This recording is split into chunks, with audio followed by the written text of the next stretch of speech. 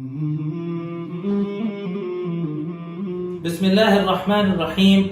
الحمد لله رب العالمين، والصلاة والسلام على رسوله النبي الكريم محمد وعلى آله وصحبه أجمعين ومن تبعهم بإحسان ودعا بدعوتهم إلى يوم الدين. أما بعد، فقال الله سبحانه وتعالى: فأعوذ بالله من الشيطان الرجيم. بسم الله الرحمن الرحيم. قل يا أيها الكافرون لا أعبد ما تعبدون ولا أنا عابد ما عبدتم ولا أنتم عابدون ما أعبد لكم دينكم ولي دين. صدق اللہ العظیم. محترم ناظرین، السلام علیکم ورحمۃ اللہ وبرکاتہ. سابقہ نشست کے اندر، سابقہ لیکچر کے اندر ہم نے سورۃ الکوثر کے تعلق سے گفتگو کی تھی، جس میں آپ کو یہ بتایا گیا تھا کہ اللہ کے رسول صلی اللہ علیہ وآلہ وصحبہ وسلم کو دلاسا دینے کے لیے، آپ کو تسلی دینے کے لیے، آپ کی شان اور آپ کے فضائل اور آپ کی منقبت کو بیان کرنے کے لیے یہ صورت نازل ہوئی تھی.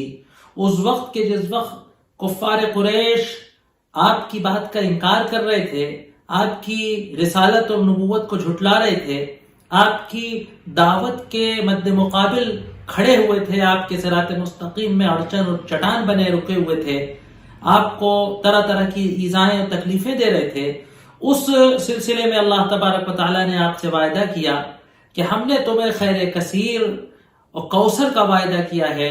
ہم نے تم کو سارے جہانوں کے اولین و آخرین میں وہ اعزاز نصیب کیا ہے کہ میدان محشر میں تم حوض کوثر کے مالک ہوگے، اور تمہارے پلائے کو کبھی پیاس نہیں لگے گی، اور تمہارے حوض کوثر سے پیا ہوا جام، تمہارے حوض کوثر سے جام پینے والا جنت میں انشاءاللہ داخل ہوگا. پھر اس خیر کثیر میں اللہ تبارک و تعالیٰ نے یہ ادب سکھلایا اپنے نیک بندوں کو، اپنے مومنین کو، متبعین نبی کو، کہ جب اللہ تبارک و تعالیٰ کسی کو خیر کثیر سے نوازے، جب اللہ تبارک و تعالیٰ ہمارے ساتھ کوئی اچھائی کرے، اور ہم میں سے کوئی ایسا نہیں ہے کہ اللہ تبارک و تعالیٰ نے اس کو بے پناہ نعمتیں نہ دی. غریب سے غریب آدمی، محروم سے محروم آدمی، مجبور سے مجبور آدمی، بیمار سے بیمار آدمی، ہے نا، اگر اپنے ارد گرد دیکھے، اگر اللہ تبارک و تعالیٰ کے محروم و بد نصیب بندوں کو دیکھے، تو اسے پتہ چلے گا کہ کس قدر نعمتوں سے اللہ تبارک و تعالیٰ نے اس کو نوازا ہے. یہ جو سانس ہم لیتے ہیں، اگر ایک رات آئی سی یو میں سانس کو خریدنا پڑ جائے تو آپ کو پتہ چلے گا کہ اس کی قیمت کتنی. یہ پانی جو ہم گھٹاگھٹ پی جاتے ہیں اور پھر بغیر کسی تکلیف کے اس پانی کو ہم اپنے جسم سے خارج کر دیتے ہیں، آپ کو پتہ چلے کہ اگر ایک گلاس پانی نہ ملنے پر اس کی قیمت کیا ہو سکتی ہے، اور ایک گلاس پانی جسم میں جا کر اگر رک جائے اور نکل نہ پائے تو اس کو نکالنے کی قیمت کیا دی جا سکتی ہے. تو آپ کو پتہ چلے گا کہ صبح شام جو ہم پانی پیتے ہیں، میٹھا اور شیریں پانی پیتے ہیں، اور اللہ تبارک و تعالیٰ ہے نا ہمارے اس پانی کو ہمارے گلے سے اتار کر معدے تک پہنچاتا ہے اور جسم سے واپس نکالتا ہے، یہ کتنی بڑی نعمت ہے. ہزاروں لاکھوں ان گنت نعمتیں کہ تعدوا نعمت اللہ لا تحصوها، اگر تم اللہ تبارک و تعالیٰ کی نعمتوں کا شمار کرنے بیٹھو تو لا تحصوها، تم ان کا شمار نہیں کر سکتے. تو جب اللہ تبارک و تعالیٰ ہمیں نعمتوں سے نوازے تو اس کا تقاضا کیا ہے کہ فصل لربک وانحر، کہ تم اپنے رب کے لیے نماز پڑھو، تم اپنی عبادت کو، تم اپنی جبین کو، تم اپنے سر کو، اپنے ماتھے کو اللہ کے علاوہ کسی کے سامنے نہ جھکاؤ. وانحر، اور تم اللہ اپنے رب کے لیے ہی قربانی کرو، تم اپنے رب کے لیے ہی مظاہر عبادت کرو، تم اپنے رب ہی کے لیے ناز و نیاز کرو. کسی کے لیے نذرانہ، کسی کے لیے نیاز، کسی کے لیے تقدس، کسی کے در پر جا کر، کسی کے در کی زیارت، کسی کے آستانے پر جانا، یہ سب اللہ تبارک و تعالیٰ کی نعمتوں کی ناشکری ہے. آخری فقرہ تھا کہ ان شانئک هو الابتر، کہ تمہاری شان کو گھٹانے والا، تمہاری تنقیص کرنے والا، تمہاری مخالفت کرنے والا، تمہاری دعوت کو روکنے والا، تمہاری دعوت کو کچلنے والا وہی ابتر مقطوع الذکر ہے. وہ بے نام و نمود ہو جائے گا، وہ بے نام و ذکر ہو جائے گا. اللہ تبارک و تعالیٰ نے اپنے نبی کا ڈنکا کیا ہے نا، وَرَفَعْنَا لَكَ ذِكْرَكَ، اللہ کہتا ہے کہ ہم نے تمہارا ذکر بلند کیا. اب جس سورت کی تفسیر کرنے ہم جا رہے ہیں، سورہ کافرون اس کا نام ہے. مشہور و معروف قرآن کی صورت ہے قل یا ایھا الکافرون. چاروں جو قل ہے اس میں کی جو پہلی ہے کہ قل یا ایھا الکافرون، یہ جیسا کہ آپ جانتے ہیں کہ مکی صورت ہے اور اس کو سورۃ البراء کہا گیا ہے. اس کو سورۃ البراء کہا گیا ہے. یہ مکے کی صورت ہے. بہت اہم بات اس صورت کی تفسیر سے پہلے جو جاننے کے لیے ضروری ہے کہ بہت سے حضرات کو یہ غلط فہمی ہو گئی ہے کہ وہ اس صورت کو بہت پیش کی جاتی ہے. یہ صورت ہمارے مختلف قسم کے متکلمین، ہمارے مختلف قسم کے اسپیکر، گفتگو کرنے والے اپنے بیانات میں، اپنے تقاریر میں اس صورت کو پڑھتے ہیں اور اس صورت کو مذہبی رواداری اور سب مذہب صحیح ہے، وحدت مذاہب کے تعلق سے اس قرآن کی ان آیات کو پڑھا جاتا ہے اور ایسا لگتا ہے کہ جیسے قرآن کے سیکولرزم سے آج دنیا میں موجود سیکولرزم کی تائید کے لیے اس آیت کو پڑھ کر یہ بتایا جاتا ہے کہ بھئی قرآن بھی سیکولرزم کی دعوت دیتا ہے. اور دیکھیے کہ قل یا ایھا الکافرون لا اعبد لکم دینکم ولی دین، تمہارا دین تمہارے لیے، میرا دین میرے لیے، ہر آدمی اپنے اپنے دین پہ عمل کرے، کوئی جھگڑے کی بات نہیں. یہ اس طریقے سے. لیکن اس صورت کا صحیح پس منظر اگر ہم سمجھیں اور اس صورت کی شان نزول کو ہم اگر دیکھیں اور اس وقت دیکھیں کہ کب اللہ کے رسول صلی اللہ علیہ وآلہ وصحبہ وسلم کو اس اعلان کرنے کے لیے اس صورت کو بطور اعلان کافروں کے درمیان پیش کرنے کو دی گئی تھی، تو ہمیں اس صورت کا صحیح مطلب سمجھ آئے. یہ صورت دراصل سورہ براء ہے. براء یعنی کفر سے تبری، یہ شرک سے بیزاری کا اعلان ہے. یہ شرک سے بیزاری کا اعلان ہے کہ ہم ہرگز کبھی ایسا نہیں ہو سکتا، یہ ہمارے لیے ممکن ہی نہیں ہے کہ ہم تمہارے دین کو قبول کر لیں، ہم اس کی عبادت کریں جس کی عبادت تم کرتے ہو. نہ تمہارے رویے سے یہ بات لگتی ہے کہ تم ہمارے دین میں اس کی عبادت کرو جس کی ہم عبادت کرتے ہیں. اب صرف ایک ترکیب رہ گئی ہے کہ ہم اپنے دین پر ڈٹے رہیں، تم اپنے دین پر ڈٹے رہو، کیونکہ ہمارے اور تمہارے دین کے اصول، ہمارے اور تمہارے دین کی بنیادیں، ہمارے اور تمہارے دین کے جو فاؤنڈیشن ہے، جو جڑیں ہیں، وہ الگ الگ ہیں، ان میں اتحاد ناممکن ہے.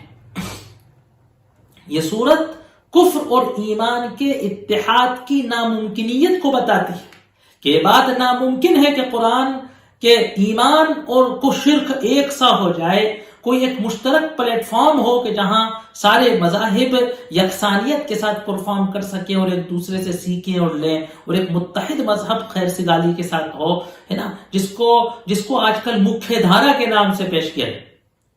قدیم زمانے سے ایک یہ فکر چلتی ہے وحدت ادیان کی کہ یہ الگ الگ چشمے ایک ہی سمندر میں جا کر ملتے ہیں، یہ خدا تک پہنچنے کے الگ الگ راستے ہیں.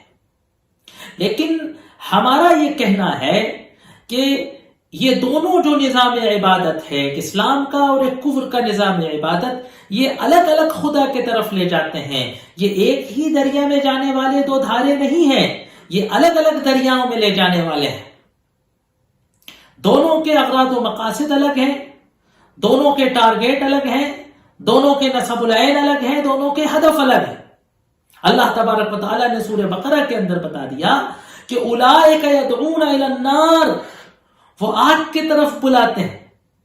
ان کا انجام، ان کے راستے کی انتہا، ان کے سفر کا ہدف نار ہے، وہ جہنم کی طرف جا رہا ہے، وہ مذہب جہنم کی طرف لے جا رہا ہے، وہ عقیدہ جہنم کی طرف لے جا رہا ہے، وہ تہذیب جہنم کی طرف جا رہی ہے، وہ تمدن جہنم کی طرف لے جا رہا ہے، وہ زندگی جہنم کی دعوت دیتی. واللہ یدعو الی الجنۃ والمغفرہ، اور اللہ جنت و مغفرت کی دعوت دیتا ہے. تو ایک ٹرین، مثال کے طور پر کہ صاحب ایک ٹرین جو ہے اٹارسی سے ہو کر دیہ بمبئی جا رہی ہو، اور ایک ٹرین صاحب اندور اور رتلام سے ہو کر بمبئی جا رہی ہو،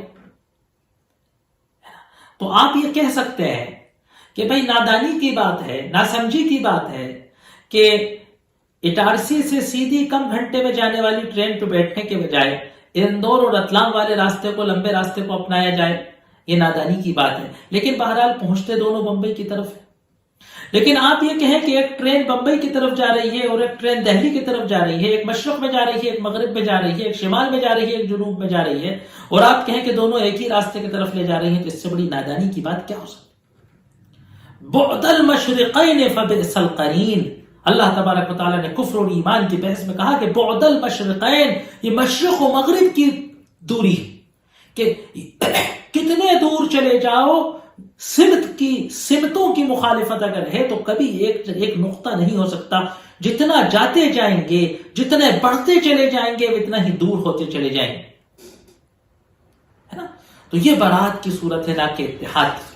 ہمارے یہاں مدھیہ پردیش میں ایک گورنر صاحب آئے تھے، بڑے قابل آدمی، بڑے پیارے آدمی تھے، لیکن وہ ہر تقریر میں یہی صورت پڑھ کر اور سوچتے تھے کہ بھئی اس ماحول کے اندر میں ایک ذرا سا دینی ذہن رکھنے والا، نماز روزہ کرنے والا آدمی اتنی بڑی پوسٹ پر آیا ہوں، اب میں کیسے کام چلاؤں؟ تو قرآن میں سے کم ان کو یہ مل گیا تھا کہ لکم دینکم ولی دین، کہ صاحب قرآن دیکھیے بڑا وسیع الذہن مسلمان کو بنانا چاہتا ہے۔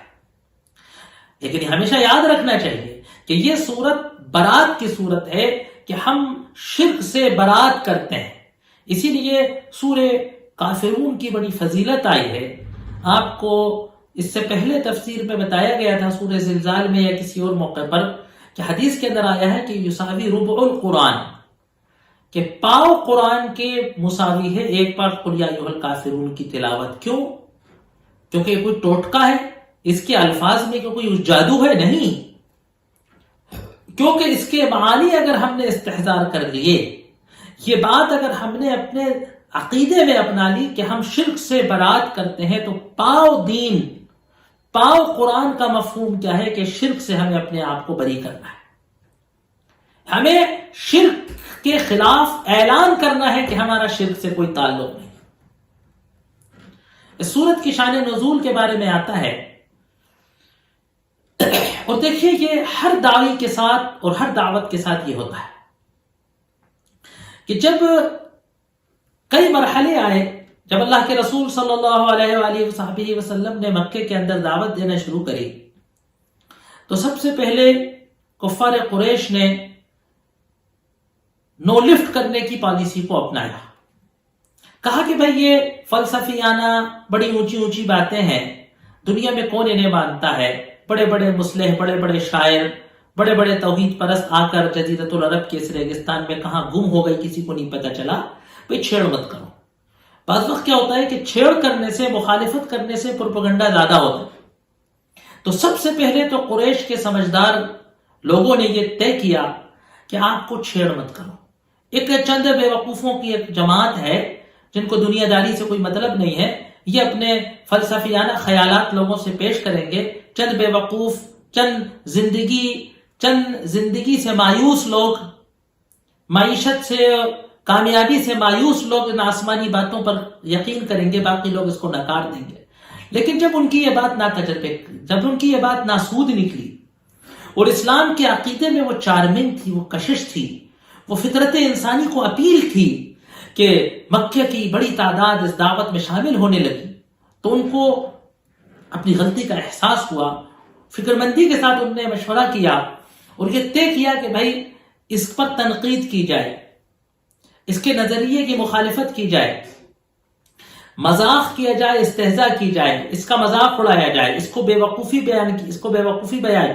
لیکن جب یہ بھی نہیں چلا تو پھر انہوں نے اس کی شدید مخالفت شروع کری، اور سب سے پہلے اپنے اہل خانہ، اپنے غلاموں، کمزوروں کو جو اسلام قبول کر رہے تھے ان کو مارا پیٹا، ان پر ظلم و زیادتیاں کی تاکہ دیگر لوگ ایسا کرنے سے باز آئیں، ان کو مرتد کرنے کی کوشش کی، اسلام لانے والوں پہ عرصہ حیات تنگ کیا۔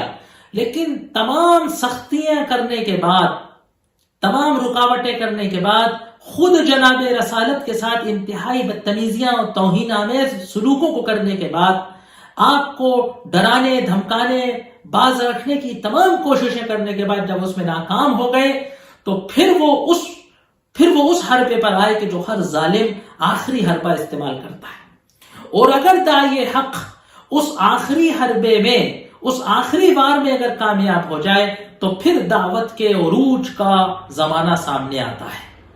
اور وہ کیا ہے؟ وہ ہے کہ جب ڈرانا دھمکانا کامیاب نہ ہو تو پھر توڑنے اور خریدنے والی پالیسی اختیار کی جاتی ہے۔ چنانچہ قریش کے لوگوں نے اپنے جذبات کو کنٹرول کیا، اپنے غیظ و غضب کو، اپنے غصے کو، اپنے جذبات پر کنٹرول کیا، اور اللہ کے رسول صلی اللہ علیہ وسلم کی طرف دوستی کا ہاتھ بڑھایا، کمپرومائز کرنے کی کوشش کی گئی۔ کسی بھی دعوت کے لیے سب سے نازک مقام یہ ہوتا ہے کہ پریشانیوں کے بعد، بھوک و پیاس برداشت کرنے کے بعد، دھتکارے برداشت کرنے کے بعد، ہے نا، در در کی ٹھوکریں کھانے کے بعد، ہر کوشش میں ناکام ہو جانے کے بعد، انتہائی مایوسی کے اندر، انتہائی عرصہ حیات جب تنگ ہو جائے، بالکل گردن دبش میں آ جائے، اس وقت جب کوئی دوستی کا ہاتھ بڑھاتا ہے، جب کوئی کمپرومائز کا ہاتھ بڑھاتا ہے، کوئی مصالحت کی بات کرتا ہے اور کہتا ہے کہ کوئی راستہ نکال لیجئے، ہمیں بھی سکون، آپ کو بھی سکون، تو کرنے سے کر رہا آدمی، مضبوط سے مضبوط آدمی، بہادر سے بہادر آدمی سوچنے پر مجبور ہو جاتا ہے۔ یہی وہ وقت ہوتا ہے کہ جب دعوتوں کو فیصلہ کن فیصلہ لینے کا مقام ہوتا ہے۔ دنیا کی زیادہ تر تحریکیں اور دعوتیں، چاہے وہ کسی بھی لائن کی ہوں، یہیں پر لا کر ان کو مات دی جاتی ہے کہ جب ان کو ایک بار سختیاں اور ظلم و استبداد کا مزہ چکانے کے بعد جب ان سے کمپرومائز کرنے کو کہا جاتا ہے، گھٹنے ٹیکنے کو کہا جاتا ہے، نام دوستی کا دیا جاتا ہے، تو وہ ٹوٹ جاتے ہیں، ان کی ہمت ہار جاتی ہے۔ چنانچہ آپ صلی اللہ علیہ وسلم کی طرف اسی طریقے سے دوستی کے ہاتھ بڑھائے گئے۔ دو واقعات بطور نمونہ مفسرین نے پیش کیے ہیں۔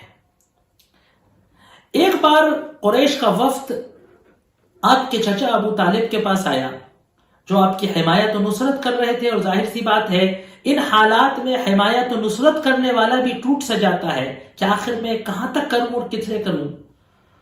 کہا گیا کہ بھئی ہم آپ کے بھتیجے سے کمپرومائز کرنا چاہتے ہیں، ہم ان کے سامنے کچھ تجویزیں رکھنا چاہتے ہیں تاکہ وہ مان لیں، اور ہمارے اندر، ہمارے بستی میں جو انتشار ہے، یہ جو تفرقہ ہے، یہ جو اتھل پتھل ہے، یہ جو بدامنی کے حالات ہو گئے ہیں، اس پر ہم قابو پا سکیں۔ چنانچہ آپ کو آفر دیا گیا کہ اگر آپ اس دعوت کے ذریعے دولت حاصل کرنا چاہتے ہیں تو ہم اپنے مالوں میں سے چندہ کر کے، جمع کر کے اتنی دولت اکٹھی کر سکتے ہیں کہ آپ سارے عرب کے سب سے مالدار شخص ہو جائیں۔ اگر آپ کا مقصد کوئی عورت سے نکاح کرنا ہے تو ہم عرب کی حسب نسب کی فائق ترین، خوبصورت ترین عورتوں سے آپ کا نکاح، جس عورت سے آپ کے ہیں نکاح کرانے کا، عرب کی ہم اپنے خزانوں کے منہ کھول کر اس سے نکاح کرانے کو تیار ہیں۔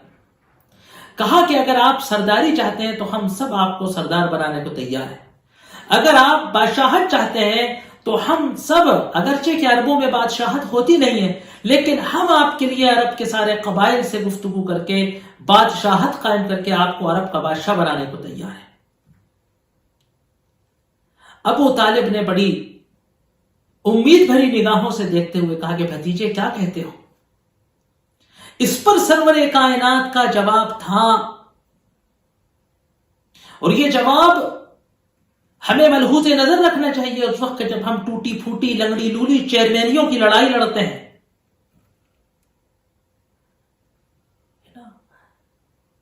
یہ لنگڑے لولے عہدوں کے لیے ہم ایک دوسرے پر کیچڑ اچھالتے ہیں، ایک دوسرے کو زہر پلاتے ہیں، ایک دوسرے پہ جادو کراتے ہیں۔ آپ نے فرمایا کہ چچا، لو وضع الشمس فی یمینی والقمر فی یساری، اگر یہ سورج میرے دائیں ہاتھ میں رکھ دیں اور چاند میرے بائیں ہاتھ میں رکھ دیں، میں اپنی دعوت سے پیچھے ہٹنے والا نہیں ہوں۔ دوسرا کمپرومائز آپ کے پاس آیا کہ بھئی اے محمد صلی اللہ علیہ وآلہ وسلم، اب ایسا کرتے ہیں کہ 1 سال ہم تمہارے خدا کی عبادت کرتے ہیں اور 1 سال تم ہمارے خداؤں کی عبادت کر لو، تو جھگڑا ختم ہو جائے گا۔ بڑی نرمی سے آپ سے بات کی گئی اور کہا گیا کہ بھئی دیکھو، اگر تمہارے ایک خدا کی عبادت میں کوئی بھلائی ہوگی تو وہ ہمیں حاصل ہو جائے گی، اور ہمارے خداؤں میں اگر کوئی خیر ہوگا تو وہ تمہیں حاصل ہو جائے گا، تو تم اور تمہارے پیروکار 1 سال ہماری عبادت، ہمارے خداؤں کی عبادت کریں، اور ہم سب 1 سال تمہارے خدا کی عبادت کریں۔ یعنی وحدت ادیان کا تصور سب سے پہلے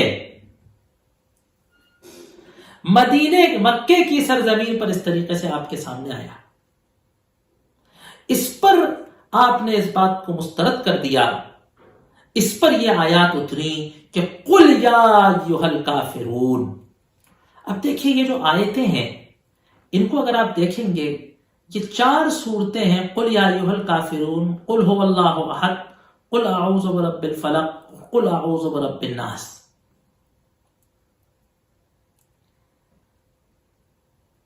سورہ کافرون کے فضائل میں بیان کیا جاتا ہے کہ اللہ کے رسول صلی اللہ علیہ وآلہ وصحبہ وسلم فجر کی سنتوں میں قل یا ایھا الکافرون اور قل ھو اللہ احد پڑھا کرتے تھے.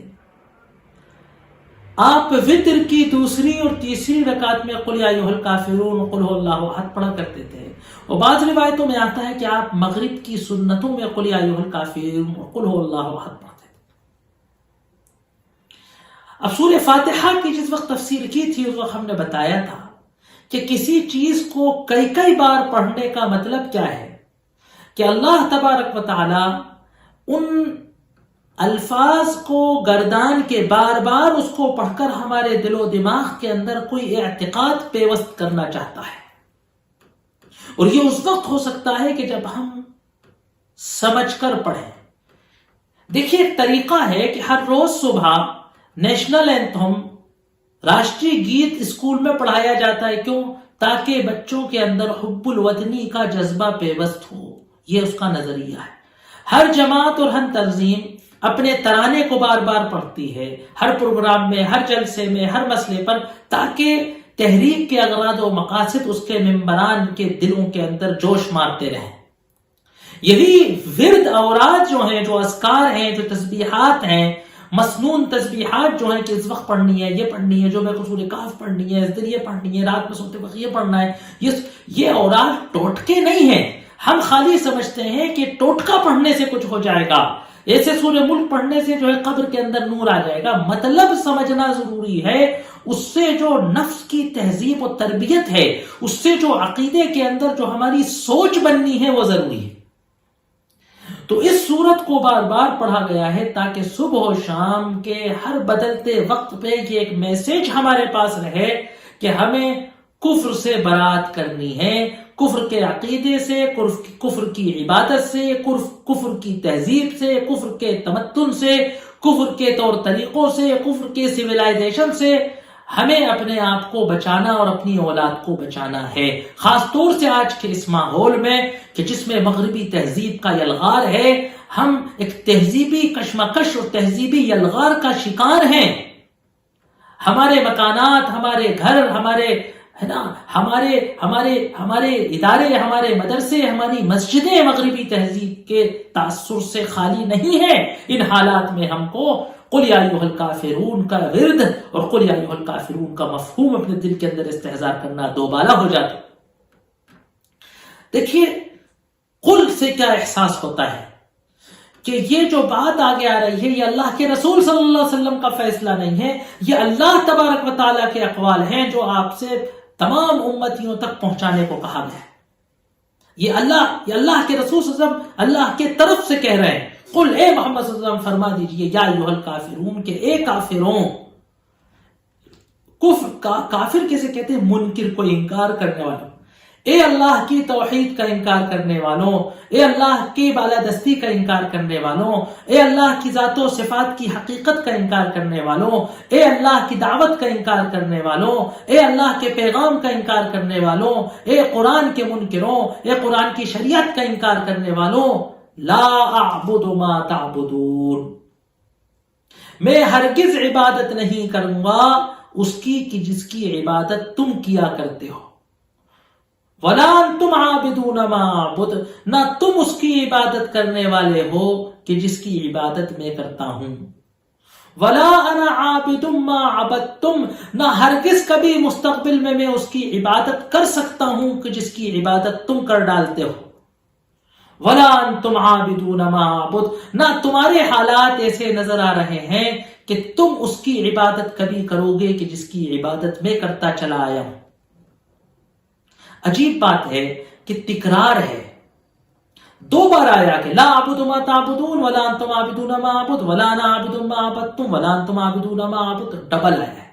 بعض حضرات نے تو کہا کہ یہ تاکید ہے، تکرار ہے، ڈبل بات کی گئی، جیسے ہم کہیں کہ صاحب نہیں نہیں نہیں نہیں، تو کوئی 5 بار منع نہیں کیا، اسی بات کو تاکید سے کہا ہے۔ صاحب آپ ایسا کریں گے؟ نہیں میں نہیں کروں گا، میں نہیں کروں گا، میں نہیں عبادت کر سکتا، ہرگز میں عبادت نہیں کر سکتا، تو یہ برات کی صورت ہے۔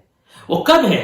ایک بار دعوت دی اور پھر گارنٹی دے دی کہ تم اللہ کی عبادت نہیں کر سکتے، جاؤ، نہیں، یہ پوری 10-12 سال کی انتھک محنت کے بعد، ساری مصائب اور مصیبتیں برداشت کرنے کے بعد، ہر آخری قد و کاوش کرنے کے بعد یہ ان کافروں کے بارے میں اترا ہے کہ جن کے بارے میں اللہ تبارک و تعالیٰ نے کہا کہ اب یا تو دنیا میں اللہ کی سزا مومنین کی تلواروں سے، یا آخرت میں جہنم کے اندر ان کو گھسیٹ کر منہ کے بل جہنم میں پھینکی جانے سے ہی اب ان کے بات سمجھ آئے گی، اب یہ ایمان نہیں لا سکتے، کہ ان کافروں سے کہا جا رہا ہے۔